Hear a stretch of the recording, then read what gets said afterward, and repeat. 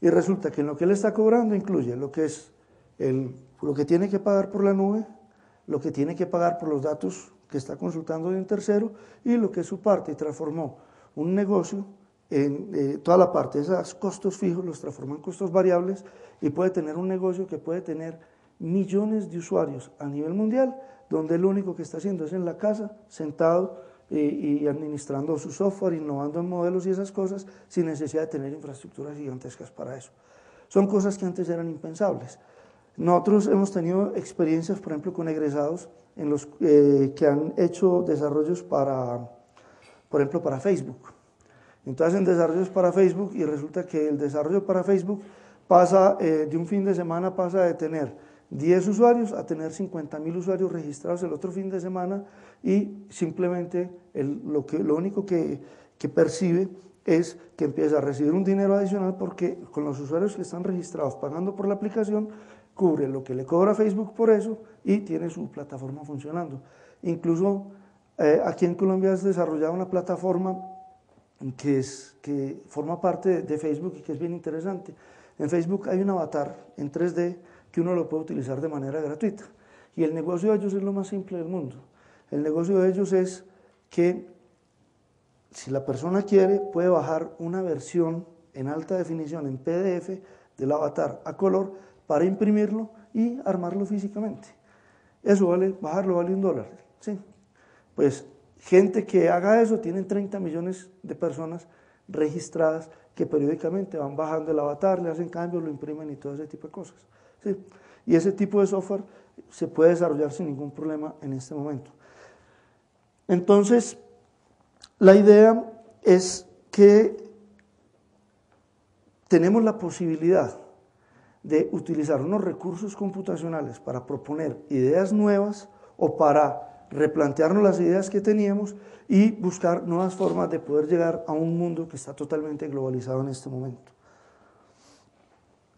Entonces, normalmente, digamos que en la terminología técnica, cuando hablan del data center y el software se denomina nube, pues se denomina cloud.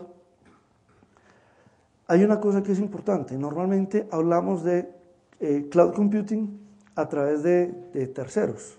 Y dos cosas importantes. Primero, yo no solo puedo utilizar una clave pública, una nube pública, sino que puedo utilizar una nube privada. O sea, yo puedo contratar con un proveedor, tener unos servicios de nube particulares, ¿sí? Donde tengo mi data center aislado, etcétera, todo ese tipo de cosas. O mejor aún, se puede hacer un grupo de empresas grandes, se puede reunir, construir su propio data center con su infraestructura de nube, montar un centro que les dé el servicio y lo pueden trabajar sin ningún problema. Hay infraestructuras de nube que se pueden utilizar localmente dependiendo de lo que uno quiera, incluso en muchos casos uno puede hacer desarrollos donde la infraestructura que utiliza es mínima, que son totalmente compatibles con Amazon, por ejemplo. Un lenguaje de programación que no mencionaban ahora, que es el Ruby. Por ejemplo, en Ruby hay formas de desarrollo que son totalmente compatibles con Cloud Computing. Entonces, simplemente cuando uno necesita ya un uso masivo, lo sube a la nube, paga por lo de la nube, por el tiempo que lo necesite, y después vuelve y sigue manejando la aplicación localmente y no tiene ningún problema. O sea, el problema que tenemos que plantearnos es un problema en términos de compatibilidad, de movilidad, de cómo hacer que esa inversión que tenemos sea una inversión importante. En estos días estaba curioseando porque en esas conversaciones que uno tiene a veces en la universidad, estamos hablando de la época del DOS y de los juegos que habían en DOS. Entonces dije, voy a ver si me consigo una imagen de DOS para montar en una máquina virtual a ver si los juegos de la época del DOS pueden correr ahí o no. Y empecé a buscar en foros y resulta que hay una actividad gigantesca en internet que yo no conocía buscando cómo instalar DOS en máquinas virtuales. Y la razón es muy sencilla. Hay cantidad de software del que no se tiene código fuente, del que no se tiene nada, que sigue siendo productivo para las empresas y que necesitan que esté en plataformas de DOS. ¿Sí? Entonces tienen máquinas viejas con su instalación de DOS y están buscando cómo trabajar con un servidor virtualizado para poder atender ese tipo de solicitudes. Una de las preguntas que uno tiene que hacerse es hasta qué punto la inversión que nosotros tenemos está amarrada de esa manera a una tecnología que ya, digamos que hace más o menos unos 20 años salió de de uso cotidiano. Bueno, entonces, ¿cuáles son las características propias que tiene el tema de cloud computing? Hay varias que son importantes. La primera de ellas es que proporciona la ilusión de que se tienen infinitos recursos computacionales. ¿Sí? Lo que hablamos, y eso se refiere al término de elasticidad. Como les voy a comentar más adelante, cuando hicimos el foro para este año, había un requerimiento bien complicado, y era el siguiente: ¿cuántos usuarios va a tener el Foro Nacional de la Educación? Usuarios potenciales son 350.000, más o menos entre 350.000 y 400.000, que estamos hablando de lo que son docentes a nivel nacional. Pero en la realidad podían ser o los 350.000, o podían ser 700, podían ser 1.000 usuarios. Y entonces la pregunta es, ¿cómo hacíamos para construir una plataforma que respondiera adecuadamente a eso, de tal forma que si solo son 1.000 usuarios yo no haya invertido un dineral gigantesco que no se utilizó, y que si se meten los 300.000 usuarios, entonces vaya a tener problemas por la escalabilidad y después deje por fuera a los usuarios en un evento que es público del Ministerio de Educación? ¿Sí? Entonces, ese tipo de cosas nos permiten afrontar, la nube nos va a dar elementos para trabajar con eso. Por otro lado está la desaparición de compromisos engorrosos por parte de usuarios de la nube. Cuando empezamos a trabajar montando las cosas en Amazon, uno de los problemas grandes que había era cómo hacíamos para tener el acceso que fuera pagado por el grupo. Entonces decidimos de una manera simple decir, uno de nosotros ponía la tarjeta de crédito, ¿sí?, y simplemente se abría la cuenta en Amazon y después pasábamos la factura para que la universidad le pagara. El problema que tuvimos fue al revés. El problema que tuvimos fue que durante todo el tiempo que se estuvo trabajando, la cuenta llegó más o menos a como a 7.000 pesos. O sea, no valía la pena, hasta el punto de que la persona que puso la tarjeta de crédito dijo, no, muy sencillo, yo voy a utilizar eso. En estos días revisamos algunas cifras, por ejemplo, y uno alquilar un servidor por 3 años, un servidor Linux de muy baja gama, pues 1.7 gigas de memoria, cosas por el estilo, reservarlo por 3 años vale $350. ¿Sí? Entonces y ahora vamos a ver algunas cifras que nos plantean acercarnos a eso. Y nos da una posibilidad de poder abordar aplicaciones que son altamente demandantes de recursos computacionales sin necesidad de hacer grandes inversiones. ¿Sí? O sea, por ejemplo, en las universidades hay periodos pico donde es atención de matrículas. Yo la atención de matrícula la podría montar en la nube perfectamente sin ningún problema. ¿Sí? Y cuando termine eso, bajo de la nube y no tuve que invertir en infraestructura, además con la ventaja que se está actualizando permanentemente y todo este tipo de cosas. Bueno, esto ya más o menos lo han visto, simplemente traje la gráfica como